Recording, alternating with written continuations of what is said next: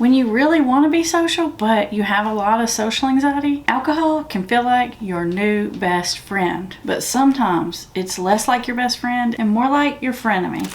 Do you often experience social anxiety? Now, the obvious goal here will be to decrease your inhibitions, which we all know alcohol does quite well. In fact, it does it a little too well sometimes. Part of the problem with drinking alcohol to decrease our inhibitions is that alcohol doesn't give us good control over how much we dial back those inhibitions. And so sometimes we can really miss the mark. Now, I know that alcohol can make us feel like we're funnier, we're more charismatic, we're charming, we're more connected with other people. But just because we feel that way doesn't necessarily mean it is that way. For example, a lot of people who have a lot of social anxiety who feel like they're really bad in social situations, or that they're not connecting to other people, or that people are thinking weird or negative things about them, when in fact they're really actually quite good at connecting to other people, and other people actually really enjoy having them around. But because you feel uncomfortable, you don't think that you are really good at connecting with others. Now, alcohol does the same thing, just in reverse. It can make you feel like you're doing a really good job of those things, but sometimes in reality, it's making you less funny and charming and connective. It's especially more prone to be problematic because you have anxiety. Because we have that anxiety, we want it to go away, and we want it to go away fast. And so we start to either drink